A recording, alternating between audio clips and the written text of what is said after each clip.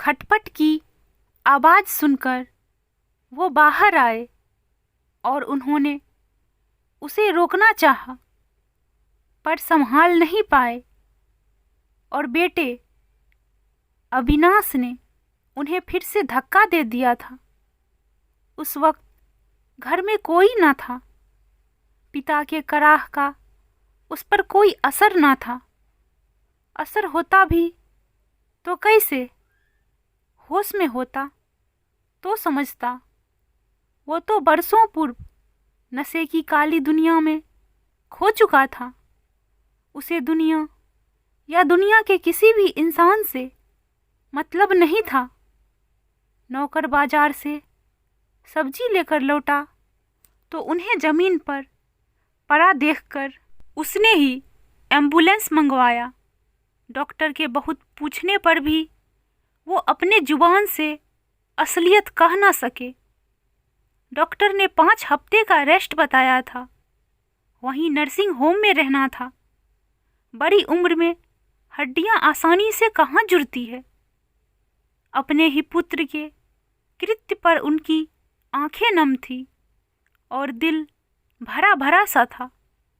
दोपहर हुई तो स्कूल से बच्चों को लेकर लौटती बहू सास को पार्लर से लेती हुई घर आई।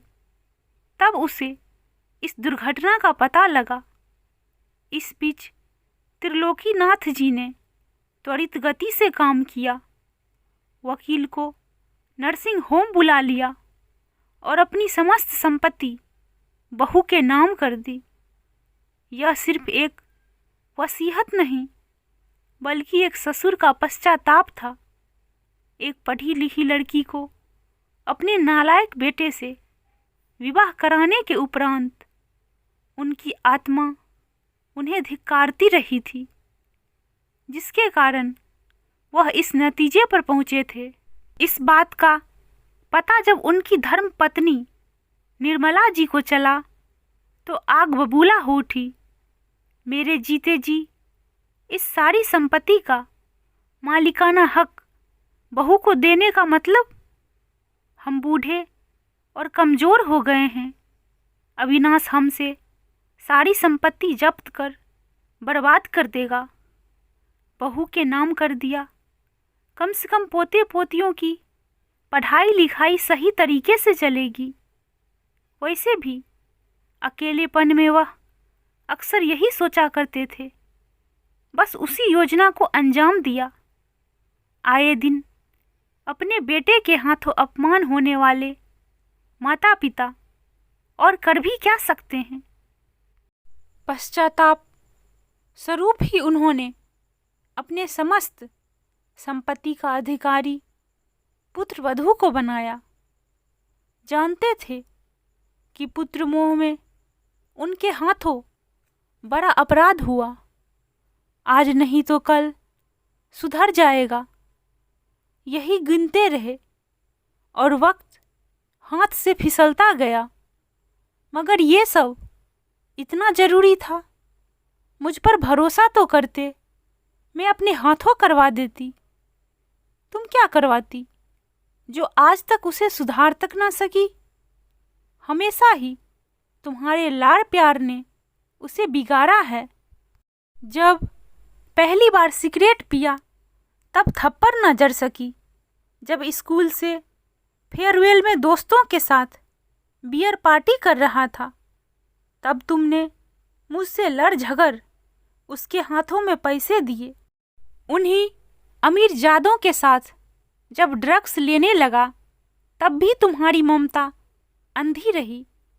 आंखों पर गंधारी के समान पट्टी बांधकर उसे बर्बाद होता देखती रही। मन खिन्न था तो सारी भड़ास निकाल रहे थे। अब कुछ भी मन में नहीं रखना चाहते थे। बेटे के गलत परवरिश के लिए अपनी पत्नी को दोषी मानते थे। आपने कौन सा ध्यान दे दिया? आप भी तो पैसे बनाने की धुन में घर से बाहर रहे। मैं अकेली जवान बेटे को कितना संभालती। काम कर रहा था, धन संग्रह कर रहा था, पर अब जान गया हूं कि पूत सपूत तो धन का संचय और पूत कपूत तो धन का संचय। दोनों ही हालातों में ये धन बेकार है, इसीलिए अब इसे नेक कर्म में लगाना चाहता हूँ। मैंने सोचा था शादी के बाद सुधर जाएगा, तभी अपने बेरोजगार नशेड़ी बेटे के लिए एक अच्छी लड़की का जीवन बर्बाद किया।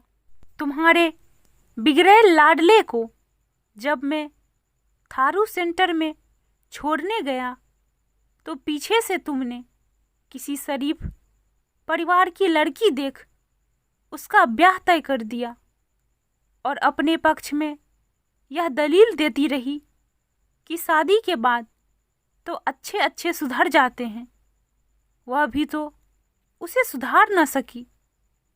सभी मेरे ही बच्चे के दुश्मन बने हुए हैं। जो दिल में आए कीजिए। वह सुबकने लगी। अविनाश की गलतियों पर पर्दा मत डालो।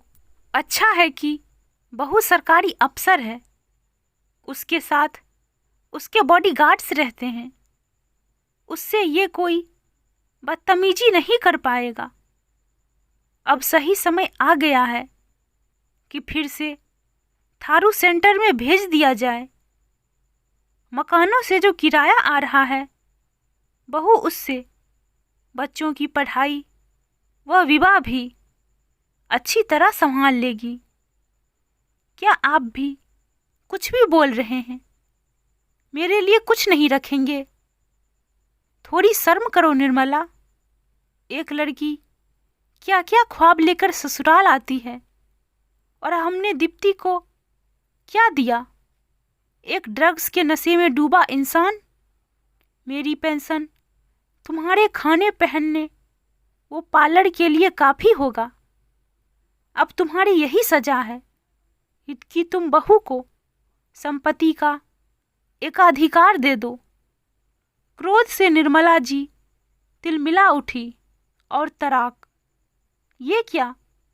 उन्होंने बहू पर हाथ उठा दिया। सभी सन्न रह गए। एक बारगी बहू को भी विश्वास नहीं हुआ कि ये हाथ उस पर उठे थे। बिन अपराध अपमान सहा था। पलटकर कुछ बोल सकती थी, मगर यह उसके संस्कार नहीं थे। चुपचाप कमरे से निकल सरकारी आवास पर जाने के लिए सामान पैक करने लगी। जब तक सब उसे रोकने का प्रयास करते, उसने घर छोड़ दिया था। निर्मला जी ने सपने में भी न सोचा था कि गलत सही का ढंग से जमा राशि इस तरह उनके हाथ से निकल जाएगी। हार कर दीप्ति से अपने किए की माफ़ी मांगी और उसे बहू नहीं बल्कि बेटी बनाकर घर वापस ले आई। उनका नालायक बेटा भी अब कुछ राह पर आ गया। अब पैसे के लिए पिता को परेशान करना छोड़ दिया था, क्योंकि वह जान चुका था कि जो भी है वह उसकी पत्नी का है। वही चाहे तो देगी या नहीं देगी, और पत्नी से उलझने का साहस ना था। ऐसे भी इस तरह के बच्चे माँ बाप के प्रेम का फायदा ही उठाते हैं। गृह कलह को विराम मिला और सास ससुर भी कुछ सुरक्षित महसूस करने लगे थे।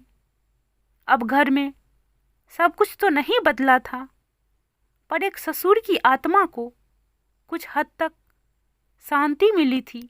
उनके हाथों में हुए अपराध की कोई माफ़ी नहीं थी, पर वह तरफ जो बहू के निर्दोष चेहरे को देखकर उठती थी और उन्हें गलानी में डुबोती थी, वह शांत हो गई थी।